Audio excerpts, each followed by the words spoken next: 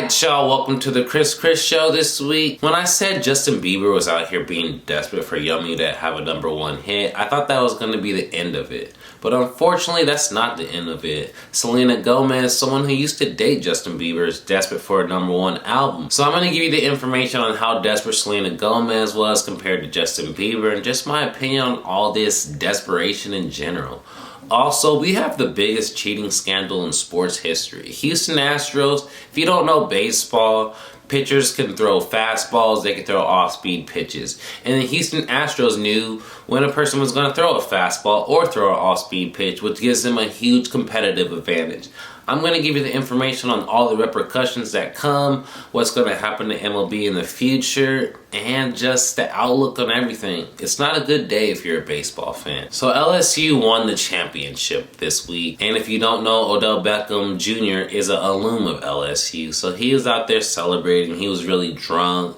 And he did some things. One, he was giving money to players on the field. And two, he smacked the ass of an officer that was bothering a player in the locker room. And I'm going to give you information on everything if Odell Beckham was charged and what he needs to do going forward. And lastly, man, I don't really want to talk about it again, but Antonio Brown's in the news. He had this altercation with his baby mama and the police. I'm going to give you the information and everything on that. And he also had his first rap show this week. So the news of Antonio Brown, it just keeps coming. So be sure to tune into the Chris Show this week. So yeah, if you didn't see my last video, Justin Bieber had this song Yummy that he was desperate to get to #1. He was asking his fans to create VPNs, to stream it overnight, do whatever it takes to get Yummy #1. Turns out it didn't work. Yummy didn't end up #1. Roddy Ricch is still #1 with his The Box hit. So I thought that was going to be the end of this desperation.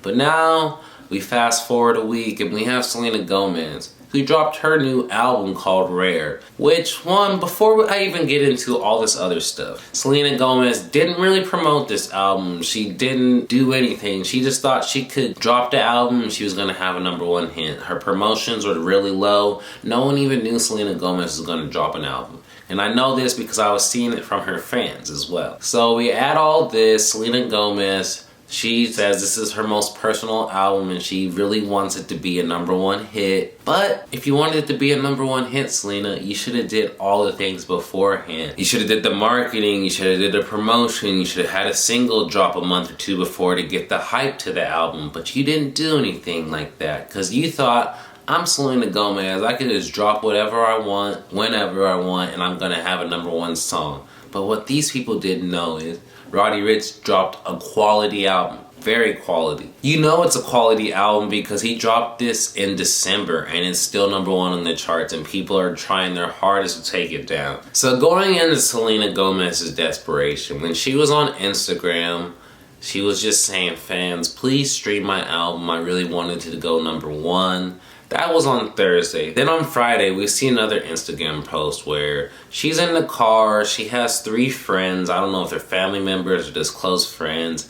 But either way, they're driving around. They're either going to Walmart, they're going to Best Buy, Target, anywhere they can go to buy albums, and they're gonna buy her Rare album so it could be #1. Is it really that necessary to be #1? Do you really have to be that desperate? Please excuse me for being antisocial. It's just a better project than yours. What happened to just releasing quality music and letting people listen to it and for it to be out there and be #1?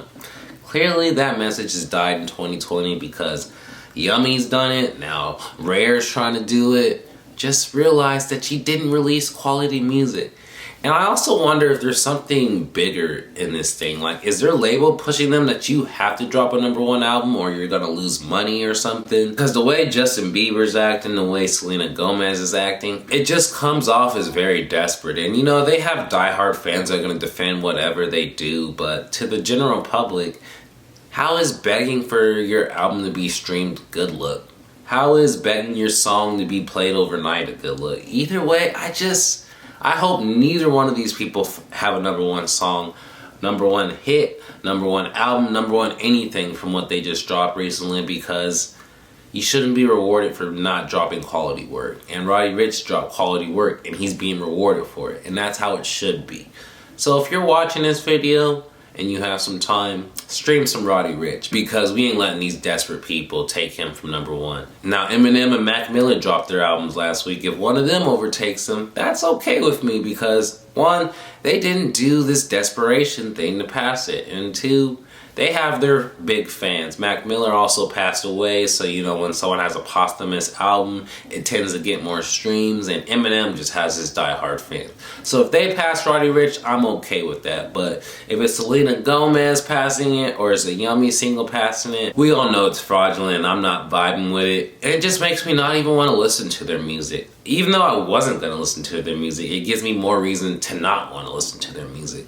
So you let me know in the comment section. Who looks worse in this instance? Is it Justin Bieber? Is it Selena Gomez? Do they both equally look bad?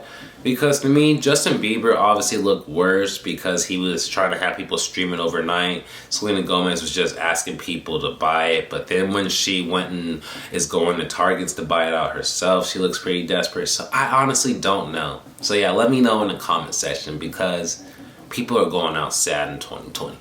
Okay, I wanted to talk about the Selena Gomez and Justin Bieber thing just because it happened 2 times in 2 weeks, so I felt needed to touch on that. But the biggest thing talked about last week, surprisingly, baseball, MLB. And you think baseball is popular and being talked about?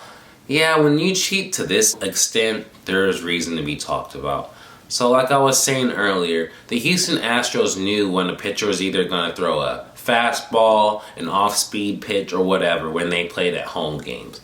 And the Houston Astros won the 2017 World Series. And the worst part about it is we have video proof of them and the way that they knew that the off-speed pitches were coming. So if it was a fastball, they wouldn't bang this trash can. But if it was an off-speed pitch, they would bang it. So that's how the hitter knew whether to expect a fastball coming or to expect an off-speed pitch coming. And it got so bad that there's been speculation that Jose Altuve, one of the Houston Astros' best hitter, had a beeper on his thing to the point that it would alert him if it was fastball or off-speed pitch, just like the trash can thing. So they were using technology to get ahead. And this all started when baseball first implemented replay systems way back in 2014. So I know the Houston Astros aren't the only team that's cheating, but they're the only one that was cheating to this extreme.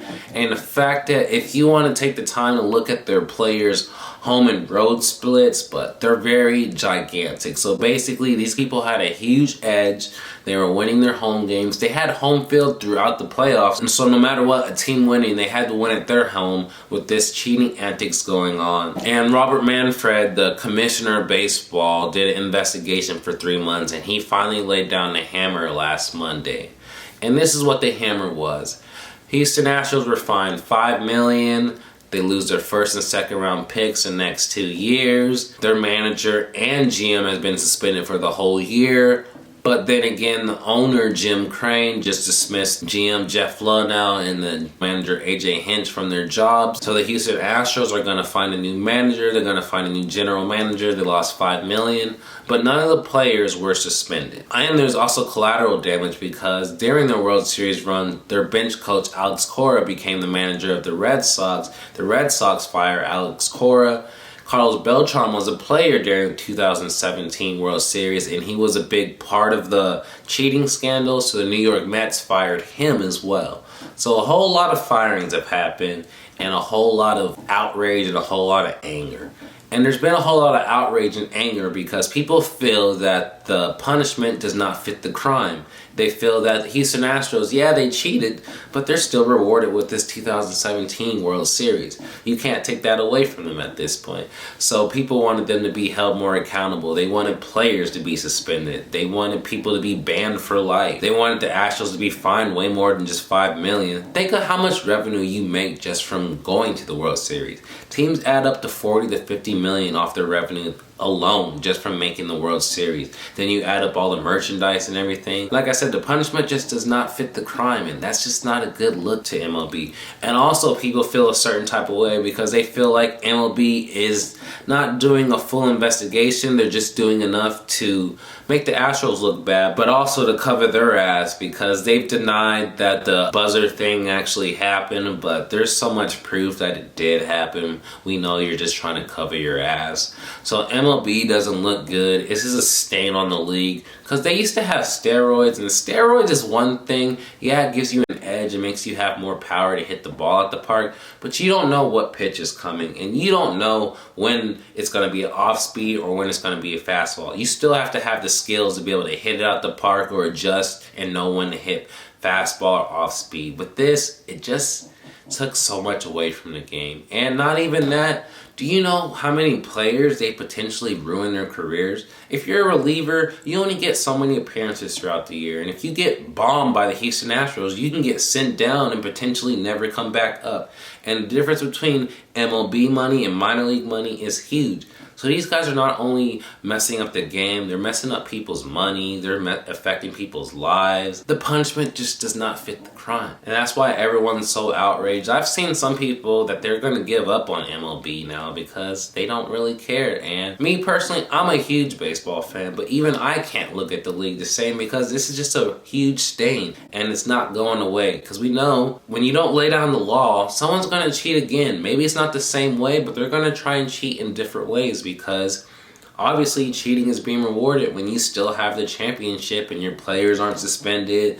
Nothing's really being held accountable. You lose your GM and you lose your manager. But so what? That's not the end of the world. Yeah, you lose draft picks, but they still won the World Series and they still were in the World Series last year. So that revenue still came in for the owner. It's just not a good look for MLB. So you let me know in the comments. If you are a baseball fan, are you still going to be a baseball fan going forward? And you're not a baseball fan and you heard about all this cheating, would you give up on the sport after hearing all this? I didn't even think about all the people that bet on the Houston Astros or bet against the Houston Astros. Imagine how much money you guys have lost or how much money you gained from betting on this cheating scandal. All parts of this is just nasty and messy, and it's, like I said, it's just a stain on the league. And hopefully they could fix it, but from what they did so far, I don't think they are. So Odell Beckham Jr. was acting wild on Monday when LSU beat Clemson for the national championship. Like I said, he was an alumni, so he has a reason to be happy and celebrating, but you also need to be at a civilized level. He looked like he was beyond drunk. He looked like he was potentially on cocaine. He just looked completely wild. And he was handing money out to players on the field. Yes, there were players that were graduating and going to the pros, but still, with how NCAA is and with their whole violations and scandals, you just don't do it right then and there. You wait till you're at a time where you can give them the money and no one sees it. Why you have to do it right on the field? This is just drawing attention to himself for no reason. Then, when we add up to the other incident, that's the reason we're even making this video about Odell Beckham. I'm going to show the video to you, so here you go. Hey man, D-Lou finna go to jail, y'all. Hey. Hey. Hey, what about the big ugly, baby? No! Hey man. Uh-oh. Uh-oh. Lord.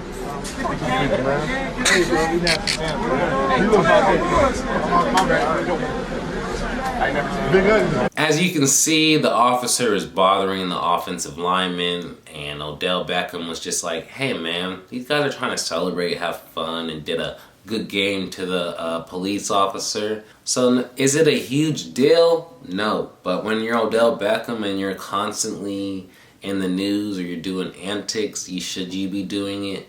No. And I'm really starting to see people get fed up with Odell. You see the New York Giants fans be like, see, I told you so. And you see everyone else be like, man, what is this guy doing? But either way, what first happened was the police guy was trying to press charges. There was a warrant out for Odell Beckham Jr.'s arrest, which everyone thought was ridiculous. I thought was ridiculous. Should charges be pressed? And they were trying to not only try and press charges, they were trying to have sexual assault. Judge, of course, denied it because that police officer is ridiculous. And I think all the backlash over the course of the next few days, the police officer ended up dropping the charges late Saturday. So Odell Beckham has nothing to worry about. Odell has laid low since Monday, which was a good thing for him because, one, there was a warrant out for his arrest. And two, when you act up as much of a fool as he does, sometimes it's good just to sit back and relax. But this is what I was going to go into with you, Odell, going forward. When are these antics going to stop happening with you? You're 27 now. Usually when someone's in their younger 20s, I'm okay with being a little more lenient. You're allowed to have your fun. But when you start getting into your later 20s, that's when you need to start maturing and start becoming more of an adult. Not saying you don't need to have your fun or do your antics, but you have to have them in a smart environment. You got to be smart with how you conduct yourself. And I don't feel like Odell's been doing that. Do we really think it's going to get better? I don't know at this point. Man, is he just a person that's always going to be this wild? I hope not. I hope he can be someone that can get to a civilized level. Yeah, maybe he has an antic on the football field, but we don't need to have him off the field. We don't need to have these warrants for arrest. Yeah, you could talk your trash or do all that on the field. But when you start having this off the field stuff, you start having these people that said your off the field distraction look justified. And I don't think he's a complete off-the-field distraction or on-the-field distraction yet. But if this continues on until the next year or so and the Browns aren't good again, or he gets traded again, or he demands a trade again, then he's just going to be the ultimate diva of the league. Since Antonio Brown's gone now, and the divas, they eventually get tired of him. So Odell, let's hope that this is your offseason like, damn, this is my reality check. I got to get not my life in check, but I just got to handle myself sometimes in better manners. So we'll monitor if Odell does change going forward, but this was a terrible look on you, and I've seen a lot of people that used to stick up for you turn on you this week. So let's hope that you get things figured out. And you let me know in the comment section, are you tired of Odell Beckham Jr.'s antics, or because he's Odell, you just accept it? And I know some girls are always going to be lenient of Odell Beckham Jr. because, you know, he's a good-looking guy. So yeah, I want to hear your guys' opinions in the comment section. Okay, so Antonio Brown has been someone that's always been in the news. But what he was in the news for this week was just unforgivable. He was recording himself on Instagram of him making sure his baby mama is off of his premises. He's yelling at cops. Actually, I'm going to just show you guys the incident. She's here to take the kids to school, not no vehicle. This bitch is broke. She don't drive Bentleys. You see this, sir? This is a fucking Bentley. That bitch is broke with 2 more other kids. That bitch got none. She don't have no Bentley. She's staying at a hotel. Ask her where she's staying. Ask her. Okay. Well, that doesn't make a difference. Bro, she here with my fucking keys and you saying you can't get my keys back. I didn't say that. All right, so get the keys. What? Putting word to my mouth. So I'm asking you, do you got the kids or what could you do? I did not say that. I'm trying to decipher whether or not this vehicle was given to her as a gift. Bro, this wasn't even about the vehicle. Let me explain to you. I'm gonna listen to you. If she has any sort of proof that... Bro, she ain't got no vehicle. This is my fucking vehicle. I'm not listening to what you said. No, you ain't telling me the right thing. You ain't telling me the right thing. After seeing that video, that's clearly not a man that's right in the head. He clearly has CTE issues or he needs help of some sort. Because you know someone isn't right mentally when they're recording themselves looking bad and they think they're recording themselves in the light, and that's actually a good thing. After this incident, his agent Drew Rosenhaus reached out to him to try and say, hey, you need some counseling or you need to do something. Antonio Brown turned him down. And then at that point, Drew Rosenhaus terminated his relationships with Antonio Brown until he seeks counseling.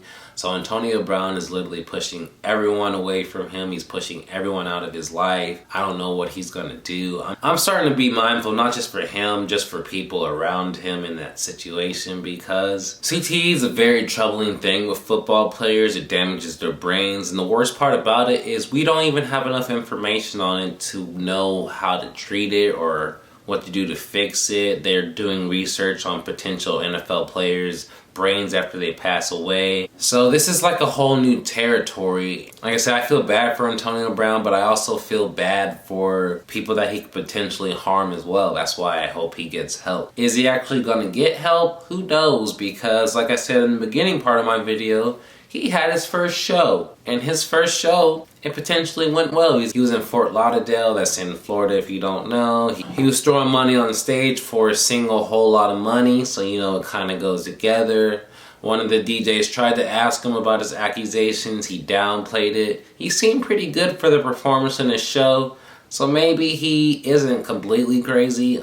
I'm not gonna believe it, but maybe he's good enough to perform music, so hopefully his rap career actually does go well. I wanted to apologize for all those times I tried to stick up for him, that he maybe was, like I said, an evil genius. Clearly that's not what it is. This man is not, I don't want to say a complete lost cause, but he's heading down the path of someone that we're gonna be having to remember for some reason, and I don't like it. And like I said, I just want the man to get help. So you let me know in the comment section, do you think CTE has overtaken Antonio Brown, or has this antics just always been built within and he's just letting it out now? So yeah, this has been a pretty busy week with the whole someone else is trying to take someone's #1 song, the biggest cheating scandal in sports history, Odell acting up, and another Antonio Brown update. There was a lot to talk about this week. There was a lot to divulge. I wish the Astros were held accountable. I wish Selena Gomez and Justin Bieber would stop being desperate and just made good music. I wish Odell would start to mature a little bit more, and I wish Antonio Brown would seek counseling and get some help. Once again, let me know in the comment section how you guys feel and everything I've talked about this week. As you know, if Chris, I'm going to be posting this 12 p.m. Eastern time on Monday. Don't forget to turn on the notification bell so you can get the notification as soon as I drop it. Don't forget to subscribe, like, comment, share this video with your friends if you enjoyed it. This Chris, I'm out this motherfucker.